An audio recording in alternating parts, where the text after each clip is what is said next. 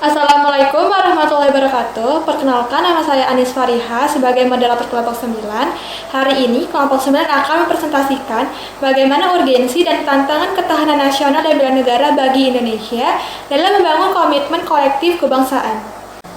Saya Anis Fariha akan mempresentasikan yang bagian A, konsep dan urgensi ketahanan nasional dan bela negara, yang terdiri dari yang pertama, wajah ketahanan nasional Indonesia, dan yang kedua, dimensi dan ketahanan nasional berlapis. Konsep dan urgensi ketahanan nasional dan bela negara. Secara etimologi, ketahanan berasal dari kata tahan yang berarti tabah, kuat, dapat menguasai diri, gigih, dan tidak mengenal menyerah. Jadi, ketahanan itu memiliki makna mampu, tahan, dan kuat menghadapi segala bentuk tantangan dan ancaman yang ada, guna menjamin kelangsungan hidupnya. Sedangkan nasional itu berasal dari kata nation, yang berarti bangsa sebagai pengertian politik. Bangsa dalam pengertian politik itu adalah persekutuan hidup dari orang-orang yang telah menegara. Nah, jadi ketahanan nasional secara etimologi itu dapat diartikan sebagai mampu, kuat, dan tangguh dari sebuah bangsa dalam pengertian politik. Nah, yang pertama itu wajah ketahanan nasional Indonesia.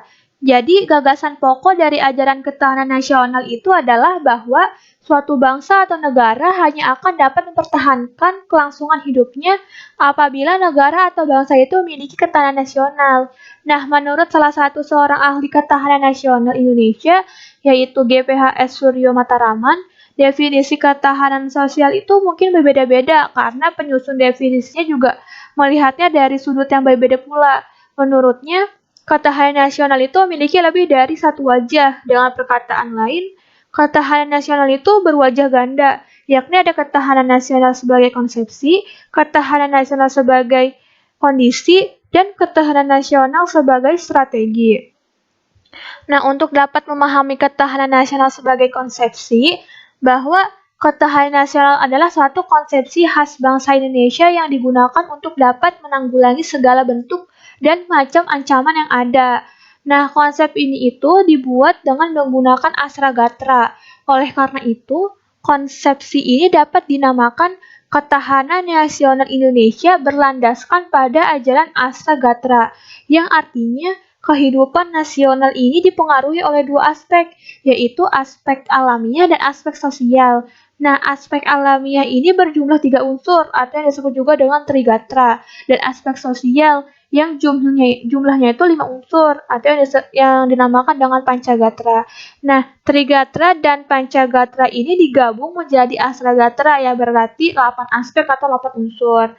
Nah, yang termasuk dengan Asragatra itu, yang pertama dari aspek alamiah, itu ada letak serta kondisi geografis Indonesia, yang kedua keadaan dan sumber kekayaan alam, dan yang ketiga keadaan dan kemampuan penduduk. Sementara yang dari aspek sosial atau Pancagatra, itu yang termasuk adalah ideologi, politik, ekonomi, sosial budaya, dan pertahanan keamanan. Kemudian yang kedua, ketahanan nasional sebagai kondisi.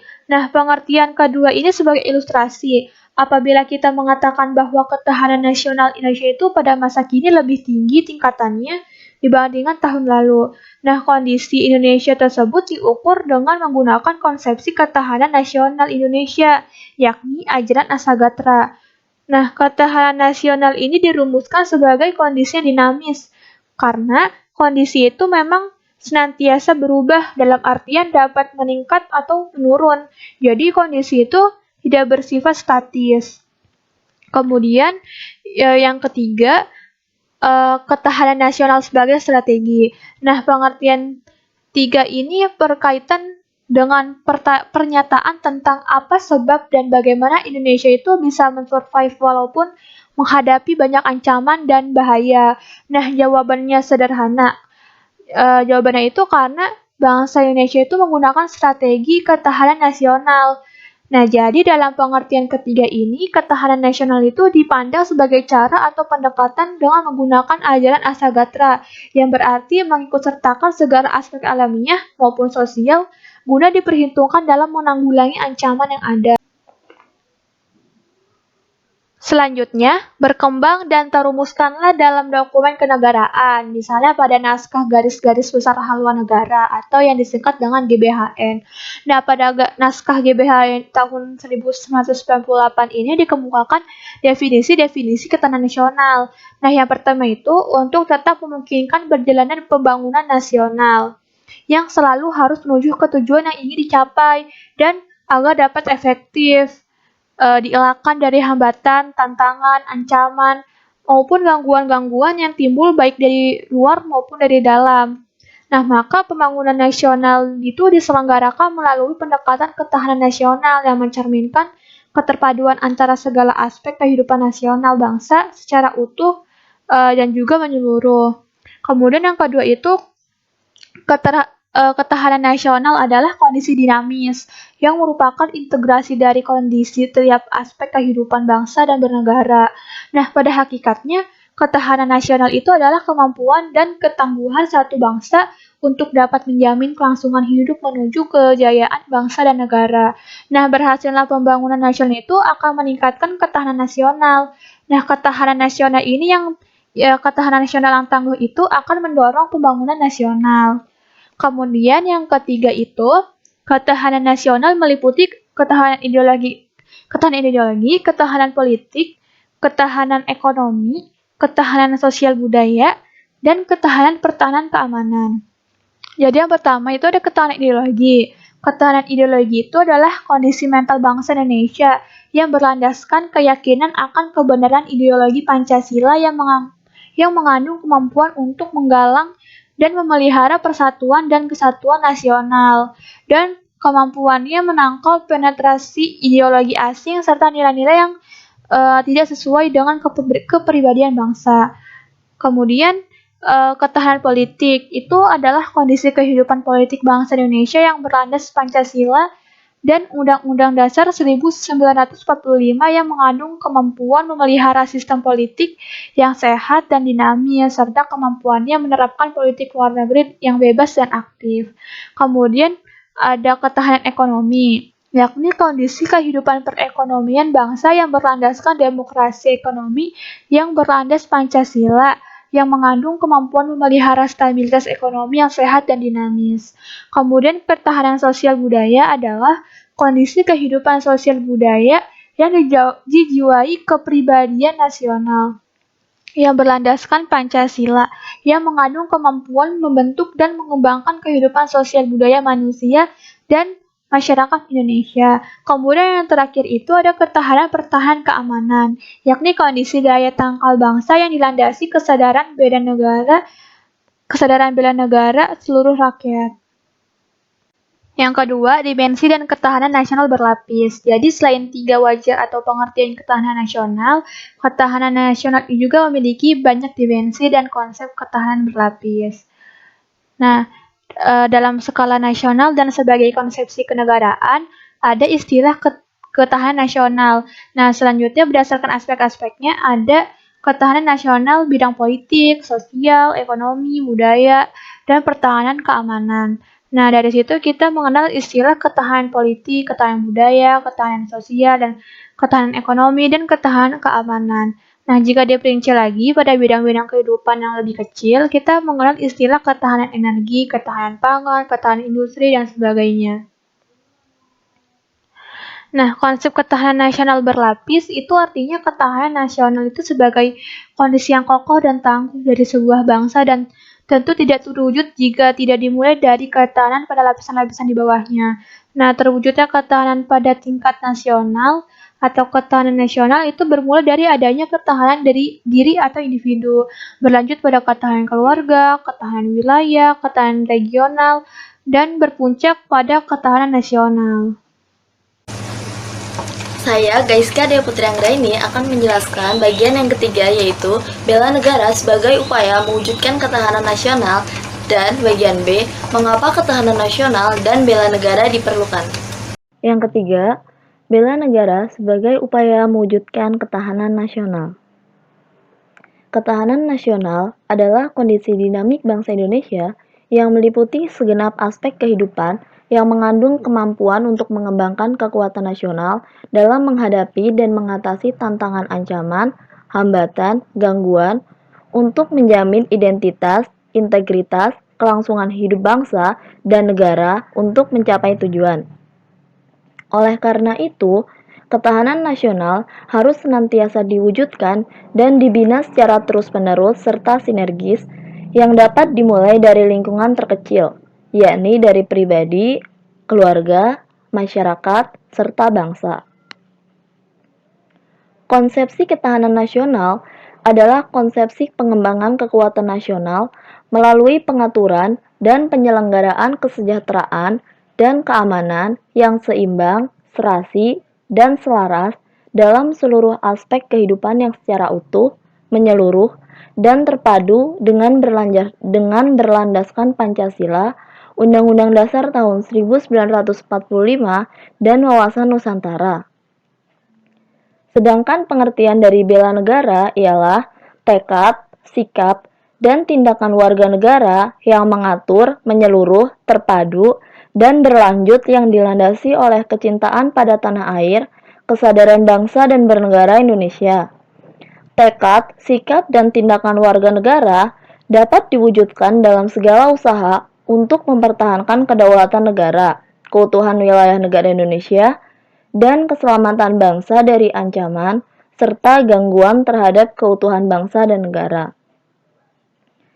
Istilah bela negara ini dirumuskan pada pasal 27 ayat 3 Undang-Undang Dasar Negara Republik Indonesia tahun 1945 yang menyatakan setiap warga negara berhak dan wajib ikut serta dalam upaya pembelaan negara.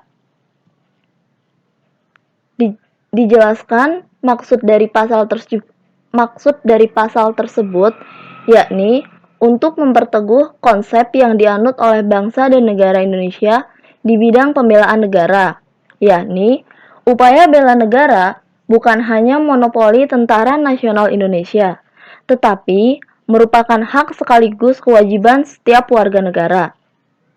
Selain itu, setiap warga negara dapat turut serta dalam setiap usaha pembelaan sesuai dengan kemampuan dan profesi masing-masing. Seperti kita sebagai mahasiswa, hendaknya belajar secara bersungguh-sungguh. Selanjutnya, dalam Undang-Undang Nomor 3 Tahun 2002 tentang Pertahanan Negara pada pasal 9 ayat 1 disebutkan bahwa setiap warga negara berhak dan wajib ikut serta dalam upaya bela negara yang diwujudkan dalam penyelenggaraan pertahanan negara, di mana maksud dari undang-undang tersebut yakni upaya bela negara merupakan sikap dan perilaku warga negara yang dijiwai oleh kecintaannya kepada Negara Kesatuan Republik Indonesia yang berdasarkan Pancasila dan Undang-Undang Dasar tahun 1945 dalam menjamin kelangsungan hidup bangsa dan negara. Upaya bela negara, selain sebagai kewajiban dasar manusia, juga merupakan kehormatan bagi setiap warga negara yang melaksanakan dengan penuh kesadaran, tanggung jawab, dan rela berkorban dalam pengabdian kepada negara dan bangsa. Selanjutnya, bela negara itu sendiri terbagi menjadi dua, yakni bela negara secara fisik dan bela negara secara non-fisik. Bela negara secara fisik yaitu dengan cara memanggul senjata atau agresi musuh. Bela negara secara fisik dilakukan untuk menghadapi ancaman dari luar. Sedangkan bela negara secara non-fisik ialah segala sesuatu untuk mempertahankan Negara Kesatuan Republik Indonesia dengan cara meningkatkan kesadaran berbangsa dan bernegara, menanamkan kecintaan terhadap tanah air, serta berperan aktif dalam memajukan bangsa dan negara, termasuk dalam penanggulangan ancaman. Nah, dimensi ancaman terhadap bangsa terbagi menjadi dua, yakni ancaman militer dan ancaman non-militer. Sebelum memahami dimensi ancaman terhadap bangsa, terlebih akan dibahas mengenai ancaman. Pengertian dari ancaman yakni setiap usaha dan kegiatan, baik dari dalam maupun luar negeri, yang dinilai membahayakan kedaulatan negara, keutuhan wilayah negara, dan keselamatan segenap bangsa. Dimensi ancaman terhadap bangsa terbagi menjadi dua. Yang pertama ada ancaman militer. Ancaman militer adalah ancaman yang menggunakan kekuatan bersenjata yang terorganisasi dan dinilai mempunyai kemampuan yang membahayakan kedaulatan negara, keutuhan wilayah negara, dan keselamatan segenap bangsa. Sedangkan untuk ancaman non-militer merupakan ancaman yang dapat berasal dari dalam maupun dari luar negeri. Ancaman non-militer tidak menggunakan kekuatan dari militer dan tidak pula angkatan bersenjata. Namun, ancaman non-militer ini dapat memecah belah bangsa dan membahayakan kedaulatan negara kesatuan Republik Indonesia. Karena ancaman ini memiliki dimensi ideologi, politik, ekonomi, sosial budaya, teknologi, informasi, serta keselamatan umum. Selanjutnya bagian B, ketahanan nasional dan bela negara diperlukan. Seperti yang sudah saya jelaskan sebelumnya, bahwa ketahanan nasional adalah konsepsi penyelenggaraan kesejahteraan dan keamanan yang seimbang, serasi, dan selaras dalam seluruh aspek kehidupan secara utuh. Di mana bela negara ini diperlukan sebagai salah satu upaya untuk menunjang cita-cita dari ketahanan nasional.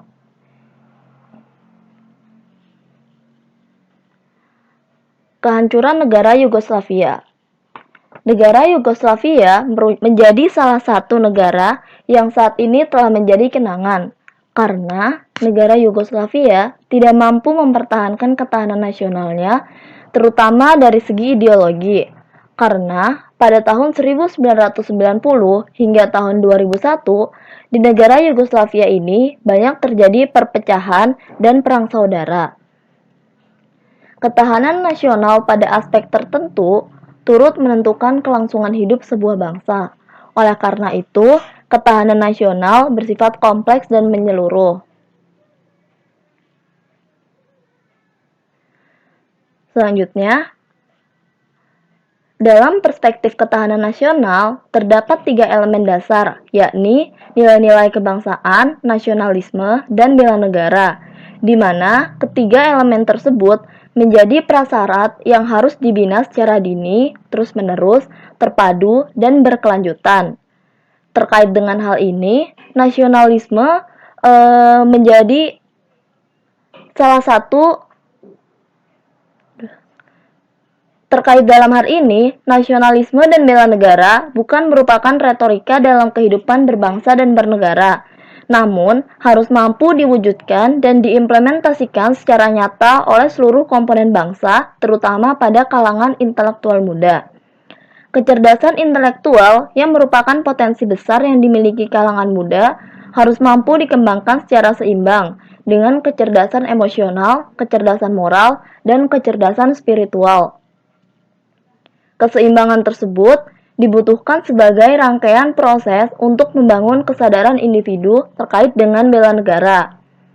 Terutama pada kalangan intelektual muda harus menyadari dan memahami dalam memenuhi hak dan kewajibannya dalam bela negara dalam perspektif ketahanan nasional. Kenalkan, saya Cika Safa dari kelompok 9 akan mempresentasikan tentang sumber historis, sosiologis, dan politik ketahanan nasional dan bela negara. Serta saya akan juga mempresentasikan argumen tentang dinamika dan tantangan ketahanan nasional dan bela negara. Saya akan menjelaskan tentang sumber historis, sosiologis, politik tentang ketahanan nasional dan bela negara. Yang pertama yaitu sumber historis. Ketahanan nasional bermula pada awal tahun 1960-an. Di masa itu sedang meluasnya pengaruh komunisme yang berasal dari Uni Soviet dan Cina. Gagasan tentang ketahanan nasional ini pertama kali berada di kalangan militer Angkatan Darat di SSKAD yang sekarang bernama Seskoad dalam rangka mengatasi pengaruh komunisme dalam kawasan Indochina. Lemhanas atau Lembaga Pertahanan Nasional tahun 1968 memunculkan istilah kekuatan bangsa. Selanjutnya, mendapatkan kemajuan konseptual berupa ditemukannya unsur-unsur dari tata kehidupan nasional yang berupa ideologi, politik, ekonomi, sosial, dan militer. Kemudian pada tahun 1969 lahir istilah ketahanan nasional yang intinya adalah keuletan dan daya tahan suatu bangsa untuk menghadapi segala ancaman. Kesadaran akan spektrum ancaman diperluas pada tahun 1972 menjadi ancaman, tantangan, hambatan, dan gangguan atau ATHG, dan muncul konsepsi ketahanan nasional yang telah diperbaharui. Kemudian pada tahun 1973, secara resmi konsep ketahanan nasional dimasukkan ke dalam GBHN, yaitu pada Tab MPR nomor 4/MPR/1978. Yang kedua yaitu sumber sosiologis. Ketahanan nasional bermula dari ancaman setelah Perang Dingin terhadap budaya dan kebangsaan. Ketahanan nasional tetap relevan sebagai kekuatan penangkalan dalam suasana sekarang maupun nanti, sebab ancaman setelah berakhirnya Perang Dingin lebih banyak bergeser ke arah non-fisik, antara lain seperti budaya dan kebangsaan. Konsep ketahanan juga tidak hanya ketahanan nasional, tetapi sebagai konsepsi yang berlapis atau ketahanan berlapis, yakni ketahanan individu, ketahanan keluarga, ketahanan daerah, ketahanan regional, dan ketahanan nasional. Kemudian yaitu selanjutnya Lembaga Ketahanan Nasional atau Lemhanas RI Republik Indonesia sebagai lembaga negara yang mengembangkan konsep pertahanan nasional. Indonesia membuat badan khusus yang bertugas mengukur tingkat ketahanan Indonesia yang bernama Laboratorium Pengukuran Ketahanan Nasional. Yaitu selanjutnya yang ketiga yaitu sumber politik. Ketahanan nasional dewasa ini sangat dipengaruhi oleh kondisi ketidakadilan sebagai musuh bersama. Konsepsi tahun 1968 dan 1969, ketahanan nasional adalah keuletan dan daya tahan, yaitu Ipolexom atau ideologi, politik, ekonomi, sosial, dan militer sebagai Pancagatra. Konsepsi tahun 1972, ketahanan nasional merupakan suatu kondisi dinamik yang berisi keuletan dan ketangguhan, yaitu ketahanan nasional berdasarkan asas Astra Gastra atau 8 Gatra. Rumusan ketahanan nasional masuk dalam GBHN sebagai hasil ketetapan MPR, yakni dimulai pada GBHN 1973, GBHN 1978, GBHN 1983, GBHN 1988, GBHN 1993, sampai yang terakhir yaitu GBHN 1998. GBHN atau Garis Besar Haluan Negara diganti menjadi Rencana Pembangunan Jangka Menengah Nasional atau yang biasa dikenal dengan RPJMN, yang pada hakikatnya merupakan penjabaran dari visi, misi, dan program presiden yang terpilih. Bentuk ancaman di era modern ini semakin meluas dan kompleks, bahkan ancaman yang sifatnya non-fisik dan non-militer lebih banyak, dan secara masih mempengaruhi kondisi ketahanan nasional. Kemudian yang selanjutnya yaitu rumusan ketahanan nasional. Tidak ada lagi dalam dokumen ketatanegaraan. Oleh karena itu GBHN tidak lagi digunakan. Selanjutnya, argumen tentang dinamika dan tantangan ketahanan nasional dan bela negara. Pengalaman sejarah bangsa Indonesia telah membuktikan pada kita, konsep ketahanan nasional kita terbukti mampu menangkal berbagai ancaman, sehingga tidak berujung pada kehancuran bangsa atau berakhirnya Negara Kesatuan Republik Indonesia. Seperti saat bangsa Indonesia menghadapi ancaman komunisme tahun 1965, dan yang lebih aktual lagi menghadapi krisis ekonomi dan politik pada tahun 1997 sampai 1998. Ketahanan nasional Indonesia akan selalu menghadapi aneka tantangan dan ancaman yang terus berubah. Ketahanan nasional sebagai kondisi ini akan selalu menunjukkan dinamika sejalan dengan keadaan atau objektif yang ada di masyarakat. Saya Anis Rajiba akan melanjutkan presentasi dari Cika mengenai subbab tentang esensi dan urgensi ketahanan nasional. Esensi dan urgensi ketahanan nasional dan bela negara. Yang pertama, esensi dan urgensi ketahanan nasional. Yang kedua, esensi dan urgensi bela negara. Yang pertama, esensi dan urgensi ketahanan nasional. Ketahanan nasional yang dinamakan Astragatra atau 8 gatra terdiri dari yang pertama Trigatra atau 3 gatra alamiah, yang kedua Pancagatra atau 5 gatra sosial. Model Astragatra merupakan perangkat hubungan bidang-bidang kehidupan manusia dan budaya yang berlangsung di atas bumi ini dengan memanfaatkan segala kekayaan alam yang dapat dicapai dengan menggunakan kemampuannya. Model ini merupakan hasil pengkajian Lembaga Ketahanan Nasional atau Lemhanas.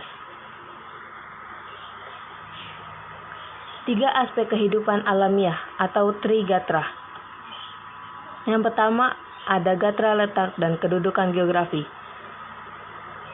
Gatra letak geografi atau wilayah menentukan kekuatan nasional negara. Hal yang terkait dengan wilayah negara meliputi bentuk wilayah negara dapat berupa negara pantai, negara kepulauan, atau negara kontinental. Yang pertama ada luas wilayah negara. Ada negara dengan wilayah yang luas dan negara dengan wilayah yang sempit atau kecil. Yang kedua, posisi geografis, astronomis, dan geologis negara. Yang ketiga, daya dukung wilayah negara. Ada wilayah yang habitable dan ada wilayah yang uninhabitable. Yang kedua, gatra keadaan dan kekayaan alam. Sumber kekayaan alam dalam suatu wilayah, baik kualitas maupun kuantitasnya, sangat diperlukan bagi kehidupan nasional. Oleh karena itu, keberadaannya perlu dijaga dan dilestarikan. Kedaulatan wilayah nasional merupakan sarana bagi ketersediaan sumber kekayaan alam dan menjadi modal dasar pembangunan. Pengelolaan dan pengembangan sumber kekayaan alam merupakan salah satu indikator ketahanan nasional. Yang ketiga, ada gatra keadaan dan kemampuan penduduk. Gatra penduduk sangat besar pengaruhnya terhadap upaya membina dan mengembangkan ketahanan nasional. Gatra penduduk ini meliputi jumlah atau kuantitas, komposisi, persebaran, dan kualitasnya. Penduduk yang produktif atau yang sering disebut sebagai sumber daya manusia yang berkualitas mempunyai korelasi positif dalam pemanfaatan sumber daya alam, serta menjaga kelestarian lingkungan hidup atau geografi baik fisik maupun sosial. 5 aspek kehidupan sosial Pancagatra, yaitu yang pertama, gatra ideologi.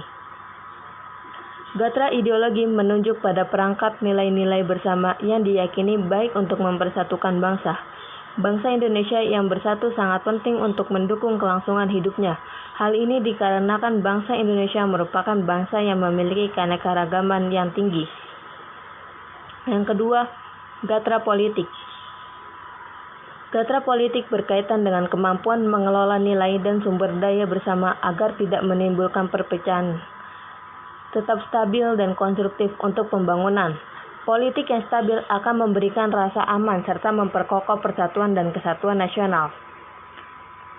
Pada gilirannya, keadaan itu akan menetapkan ketahanan nasional suatu bangsa. Gatra politik ini nantinya diwujudkan dalam sistem politik yang diatur menurut konstitusi negara dan dipatuhi oleh segenap elemen bangsa. Yang ketiga ada gatra ekonomi. Gatra ekonomi yang dijalankan oleh suatu negara merupakan kekuatan nasional negara yang bersangkutan terlebih di era global sekarang ini. Bidang ekonomi berperan langsung dalam upaya pemberian dan distribusi kebutuhan warga negara. Kemajuan pesat di bidang ekonomi tentu saja menjadikan negara yang bersangkutan tumbuh menjadi kekuatan dunia. Yang keempat ada gatra sosial budaya atau sosput. Gatra sosial budaya, dalam aspek sosial budaya, nilai-nilai sosial budaya hanya dapat berkembang di dalam situasi aman dan damai. Tingginya nilai sosial budaya biasanya mencerminkan tingkat kesejahteraan bangsa baik fisik maupun jiwanya. Sebaliknya, keadaan sosial yang timpang dengan segala kontradiksi di dalamnya memudahkan timbulnya ketegangan sosial. Kondisi sosial budaya masyarakat Indonesia disokong dengan baik oleh Seloka Bhinneka Tunggal Ika. Selama seloka ini dijunjung tinggi, maka ketahanan sosial budaya masyarakat relatif terjaga. Yang terakhir ada gatra pertahanan dan keamanan atau HANKAM. Gatra pertahanan keamanan negara, unsur pertahanan keamanan negara merupakan salah satu fungsi pemerintahan negara. Negara dapat melibatkan rakyatnya dalam upaya pertahanan negara sebagai bentuk dari hak dan kewajiban warga negara dalam membela negara. Bangsa Indonesia dewasa ini menetapkan politik pertahanan sesuai dengan Undang-Undang Nomor 3 Tahun 2002 tentang Pertahanan Negara. Bentuk dari ketahanan ekonomi. Yang A. Kemampuan ekonomi pulih dengan cepat. Hal ini berkait dengan fleksibilitas ekonomi, memungkinkan untuk bangkit kembali setelah terpengaruhnya oleh kejutan. Kemampuan ini akan sangat terbatas jika misalnya ada kecenderungan kronis defisit fiskal yang besar atau tingginya tingkat pengangguran. Yang B. Kemampuan untuk menahan guncangan. Hal ini menunjukkan bahwa dampak merugikan dari guncangan bisa diserap atau dilumpuhkan, sehingga dampak akhirnya dapat diabaikan. Jenis ketahanan ini terjadi jika ekonomi memiliki mekanisme reaksi endogen terhadap guncangan negatif dan mengurangi dampaknya, yang disebut sebagai peredam guncangan. Yang C. Kemampuan ekonomi untuk menghindari guncangan. Jenis ketahanan ekonomi ini dianggap melekat dan dapat dianggap sebagai perisai terdepan dari kerentanan ekonomi. Perkenalkan, saya Alia Nur Aziz. Saya di sini akan melanjutkan presentasi dari Anis Lajiba mengenai subbab tentang esensi dan urgensi bela negara. Esensi dan urgensi bela negara. Bela negara merupakan perwujudan warga negara dalam upaya mempertahankan dan meningkatkan ketahanan nasional bangsa Indonesia. Bela negara ini dibagi menjadi dua, yaitu secara fisik dan secara non-fisik. Yang pertama, bela negara secara fisik. Menurut Undang-Undang Nomor 3 Tahun 2002 tentang Pertahanan Negara, keikutsertaan warga negara dalam bela negara secara fisik dapat dilakukan dengan menjadi anggota Tentara Nasional Indonesia atau TNI dan pelatihan dasar kemiliteran. Pelatihan dasar kemiliteran ini diselenggarakan melalui program Rakyat Terlatih. Rakyat Terlatih ini terdiri dari berbagai unsur. Yang pertama, resimen mahasiswa atau menwa. Yang kedua, perlawanan rakyat atau wanra. Yang ketiga, pertahanan sipil atau hansip. Yang keempat, mitra babinsa. Dan yang kelima, organisasi kemasyarakatan pemuda OKP yang telah mengikuti pendidikan dasar militer, dan lain-lain. Rakyat Terlatih ini mempunyai 4 fungsi, yaitu ketertiban umum, perlindungan masyarakat, keamanan rakyat, dan perlawanan rakyat. 3 fungsi yang pertama yaitu A sampai C umumnya dilakukan pada masa damai atau pada saat terjadinya bencana alam atau darurat sipil, di mana unsur-unsur rakyat terlatih membantu pemerintah daerah dalam menangani keamanan dan ketertiban masyarakat. Sementara fungsi yang terakhir yaitu perlawanan rakyat dilakukan dalam keadaan darurat perang, di mana rakyat terlatih merupakan unsur bantuan tempur. Penempatan tugas dapat disesuaikan dengan latar belakang pendidikan atau profesi mereka dalam kehidupan sipil, misalnya dokter di rumah sakit tentara, pengacara di dinas hukum, akuntan di bagian keuangan, penerbang di skuadron angkatan, dan sebagainya. Gagasan ini bukan dimaksudkan sebagai upaya militerisasi masyarakat sipil, tapi memperkenalkan dui fungsi sipil, maksudnya sebagai upaya sosialisasi konsep bela negara, di mana tugas pertahanan keamanan negara bukanlah semata-mata tanggung jawab TNI, tapi adalah hak dan kewajiban seluruh warga negara Republik Indonesia. Kemudian yang kedua ada bela negara secara non-fisik. Menurut Undang-Undang Nomor 3 Tahun 2002 tentang Pertahanan Negara, keikutsertaan warga negara dalam bela negara secara non-fisik dapat diselenggarakan melalui pendidikan kewarganegaraan dan pengabdian sesuai dengan profesi. Pendidikan kewarganegaraan diberikan dengan maksud menanamkan semangat kebangsaan dan cinta tanah air. Pendidikan kewarganegaraan dapat dilaksanakan melalui jalur formal, yaitu sekolah dan perguruan tinggi, dan jalur non-formal, yaitu sosial kemasyarakatan.